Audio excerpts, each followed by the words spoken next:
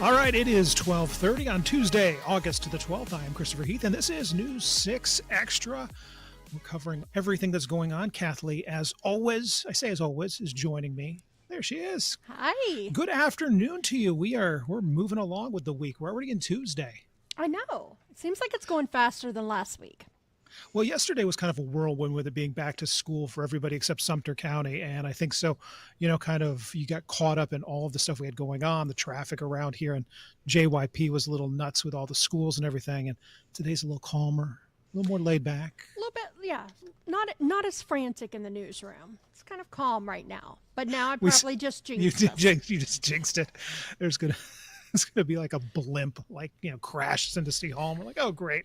It'll be Thanks, all my Kathleen. fault. That was good stuff. Yeah, Yes. who knew the Goodyear blimp was hovering over downtown? Nice, thank you.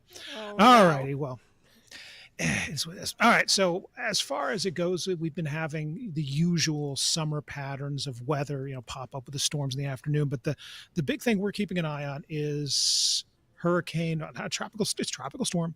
Tropical Storm Erin, not with an A, but with an E, out there in the Atlantic. Candace Campos has your full forecast.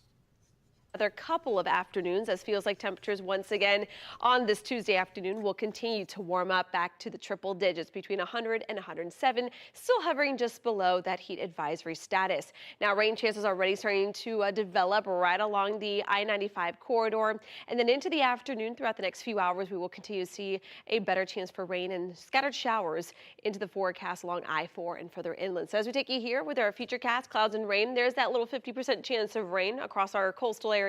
And then as we head into the afternoon, a couple of those scattered showers could be threatening some areas for car line and dismissal. So don't be surprised if maybe your dismissal time gets a little delayed as you're picking up the kids from school. But then most of the action continues to kind of pin itself out towards the western half.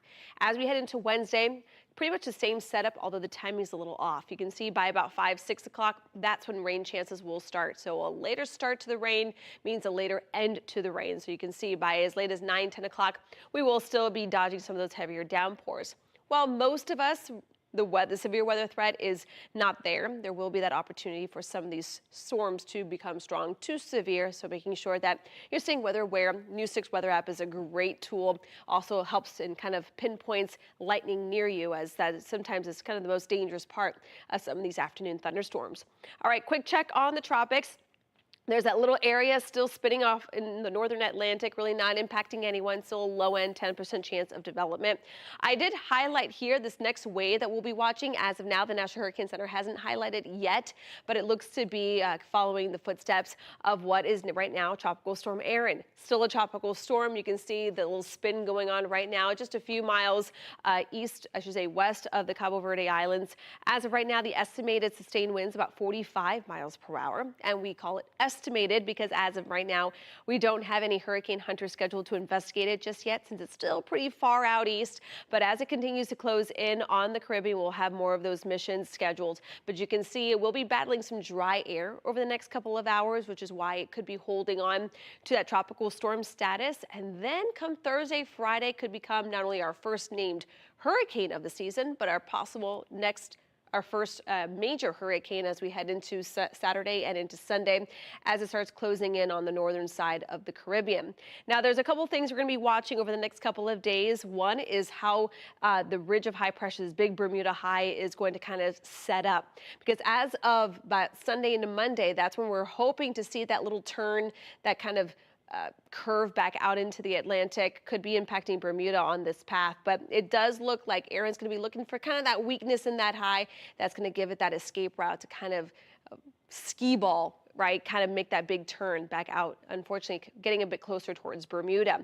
So even though most of the model data is still showing that turn to the north as of now, again, 7 days out, we still got to watch and make sure that models don't flip it back a bit closer towards the eastern seaboard. One thing that we could certainly be being impacted by is some high wave conditions there between 7 to 8 feet. That certainly could cause some rough surf, some beach erosion, most likely by Tuesday and Wednesday of next week. In the meantime, though, we are still dealing with a high risk of rip currents. You're going to be enjoying the beaches for the next few days, but overall looking like very summer-like over the next couple of days. Rain chances staying pretty typical for this time of the year.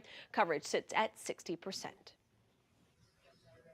There it is. Keeping an eye on Aaron out there in the Atlantic. Thank you, Candace. And of course, we'll keep an eye on it as it does, start to continue to move towards both Bermuda and then, of course, the Atlantic seaboard here in the United States. So keeping an eye on that throughout the rest of the week as anticipation is still, at least right now, making that turn north, but we'll wait and see how close it does get to the state of Florida. Of course, as I mentioned at the beginning, the back to school for just about everybody except for Sumter County was on Monday, and that means more kids out on the roads, either driving if they're older, but if they're a little bit younger, either walking to their bus stop or walking to school. And of course, one of the favorite modes of transportation for a lot of kids is the new e-bikes and e-scooters. They go a little bit faster than your regular bike and scooter. And on Monday, an accident near a school in Volusia County with a 14-year-old on an e-bike hit by a driver. Angie Casada, our Volusia County community correspondent, has this story. In Deltona, I'm Angie Casada, your Volusia County community correspondent. And a 14-year-old, deputies say the 14-year-old was on his way to school on his very first day of school when he was hit on a crosswalk by a driver turning onto Helen Boulevard. We didn't hear no sirens. We just walked out. They were out there. They had the kid on the floor there next to his bike. Neighbors looked on in shock Monday after seeing the teenager down on the ground. Deputies say he was headed down Howland Boulevard when he was struck by a Kia that was making a turn. Investigators say the boy was then dragged 15 feet and ended up trapped before a passing tow truck driver stopped and lifted up the car. It's pretty intense, for a little while. The kids over here, they fly through the street. I've seen them many times. I keep telling my wife, one of these kids are going to get hurt. The crash is just the latest in what's been a series of wrecks across Central Florida involving e-bikes, some of which can go over 20 miles per hour. Just last week, leaders in Edgewater debated new restrictions, but ultimately voted down a plan that would have banned the bikes on sidewalks. The sheriff in Flagler County, meantime, says his team is also looking to tighten regulations, all in the name of safety. In this case, the teen was wearing a helmet, and even though he had to be airlifted to the hospital, he's expected to make a full recovery. Deputies say it's a good reminder to make sure you're wearing a helmet and to always make sure you're following the rules of the road. Reporting in Deltona, I'm your Volusia County community correspondent, Angie Casada, News 6. And following the rules of the road is a critical point coming up later today on News 6. We'll be hearing from a sheriff who is now going to be pushing the state for actually a course to teach people about how to ride these e-bikes and e-scooters. It is a bit of a motorized vehicle. Yes, it doesn't go as fast as a car, but you still need to know the rules of the road. And I'll say this as somebody who frequently, runs downtown Orlando and Central Florida. Oftentimes you may in a crosswalk as a pedestrian have the right of way, but that's cold comfort when you're going up against a vehicle. I always look to see if I see the driver make eye contact with me as I'm approaching a crosswalk, especially at a stop sign, because the tendency for drivers going right is to just look left and then turn right because they're looking for oncoming traffic. They're not looking for you. So you know what? You just got to be, it's kind of like when you take a defensive driving course, you got to be defensive out there. Even if you have the right of way, you still need to be aware of other drivers. Well, from e-bikes and e-scooters to the question over policing our streets, one community is considering winding down its police force and turning to the sheriff's office for coverage. It's a controversial topic and comes as the sheriff's office is dealing with not only staffing issues, but also outward pressure. Troy Campbell has this story. It was a packed room filled with people speaking very emotionally about their support for the Lake Helen Police Department. In the end, the city commission voted to keep their local law enforcement agency.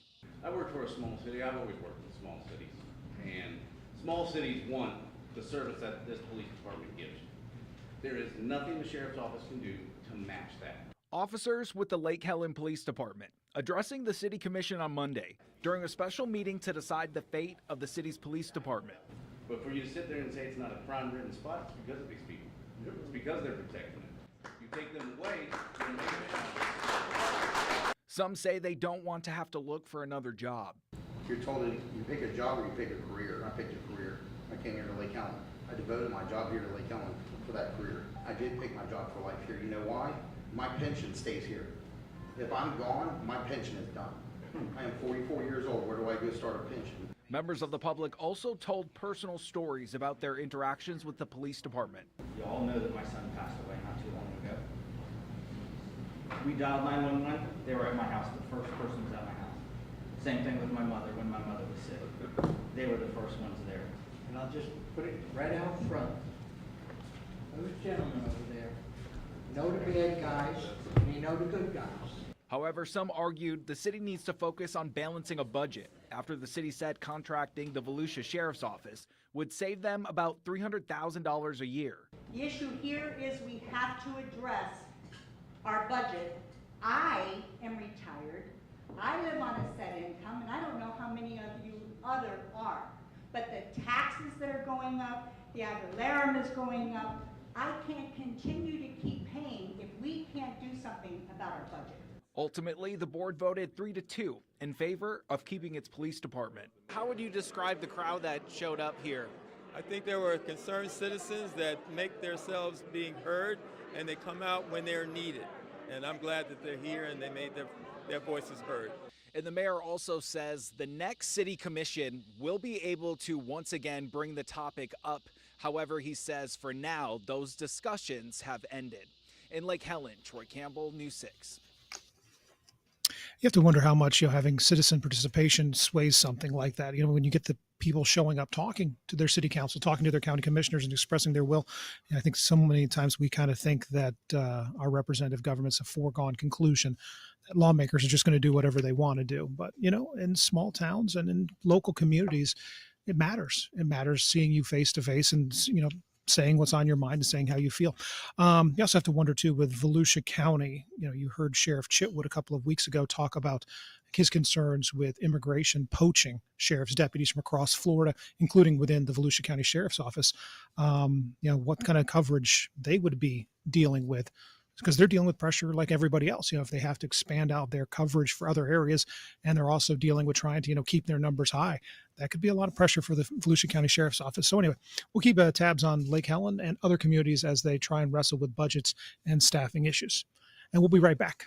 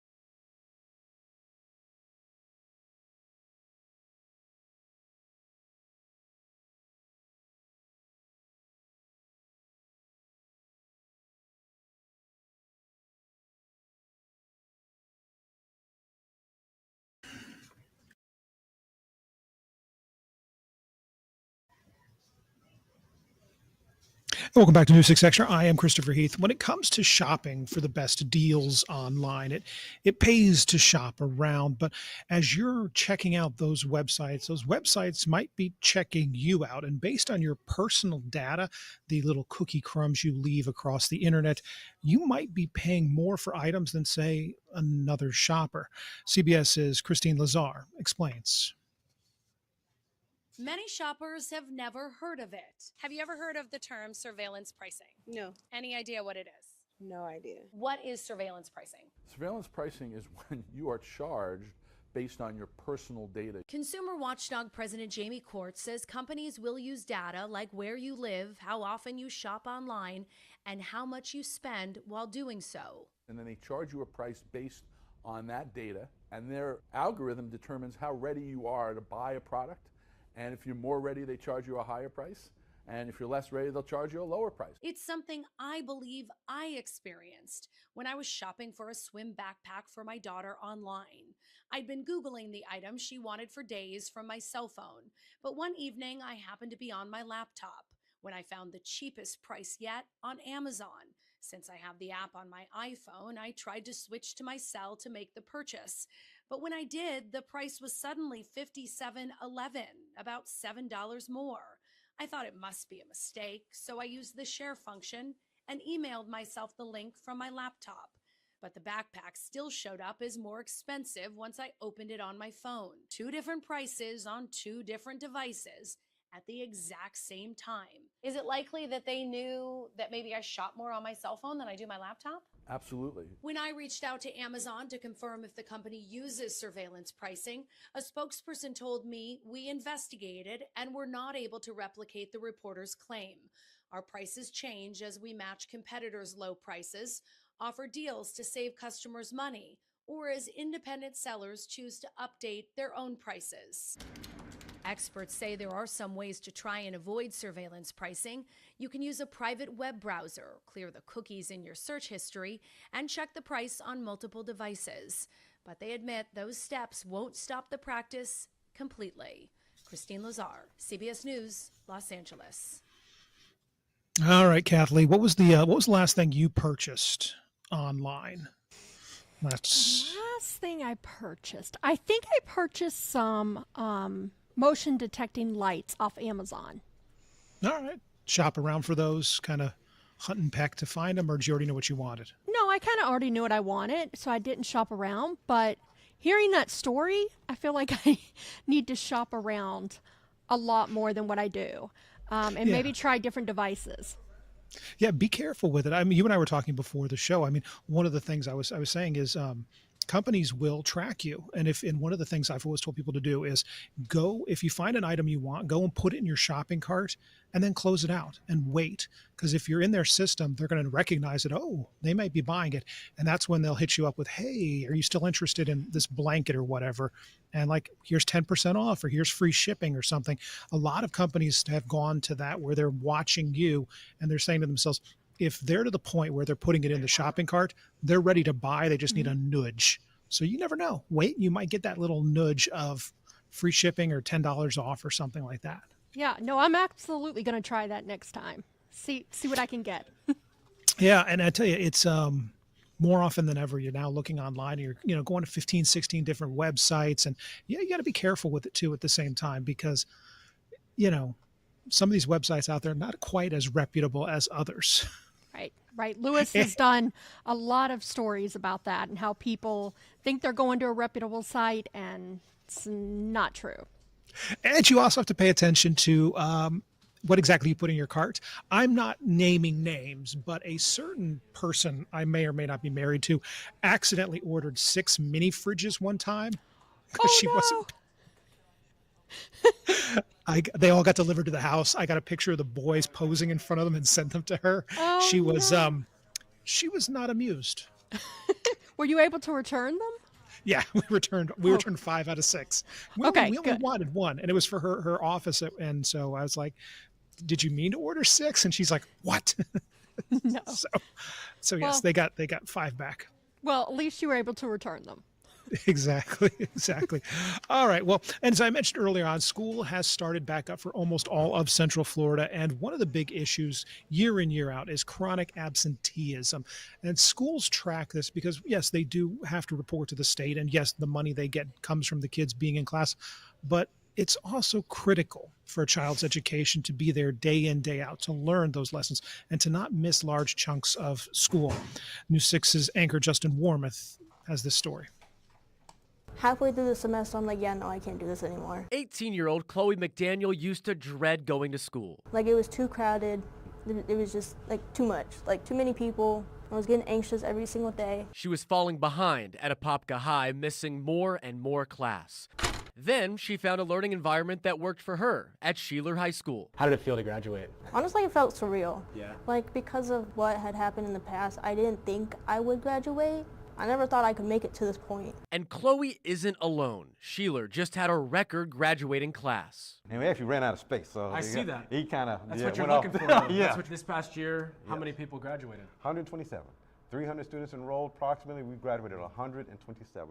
Principal Jonathan Owens is now entering his 9th year. Have the same exact standards that any other school has to have. The teachers are certified the same, administrators are certified the same. The diploma still says Orange County Public Schools. It's the Orange County, the superintendent signs off. Right. It's the same, everything's exactly the same. But the structure is different. Students pick a morning or afternoon shift. It's more hands-on, and there's no homework. We're going to give you everything you need to be successful. So in they our just model. show up. Just show up with your body. And if they don't? They're going to your house and knocking on your door and saying, where are you at? You know. From the outside, Sheeler looks nothing like a school. It's in a shopping plaza in between a retail shop and a tax office. But this location is strategic. Lynx runs right by this plaza, and the school provides free bus passes. We're giving you a pass to go home. We're giving you a pass to come back, and the bus stop's right there. Right. And so don't make us go to your house. Good advice there. Don't make us go to your house. Okay. We wrap up today's News 6 Extra with a story that I am 100% not in the target demographic, which is why, Kathleen, you need to come in and save me from what is about to descend upon all of us, the new Taylor Swift album. Kathleen, thoughts? Oh, your microphone. There we go. How about that? It's back. I was Yeah. going to say, we can't lose your microphone now. I won't be able to fill the time. I mean, as much as I can, drone on and love the sound of my own voice, I'm not versed in this. Okay, tell me what we're dealing with here. Okay, so Taylor Swift announced yesterday that she is, well, I guess like last night, that she is going to be releasing her 12th album. And so she did this, and the big buzz is she did this to kind of tease ahead to her appearance on her boyfriend's podcast, New Heights. So Travis Kelce, of course. And that drops tonight at 7. So I'm wondering how many people are going to be tuning into this podcast that many people have never seen before or heard about, just to see what Taylor's going to say and about her new album, The Life of a Showgirl. That's the name of the album. So I'm just really interested in what this is going to be. Like what songs, what type of songs.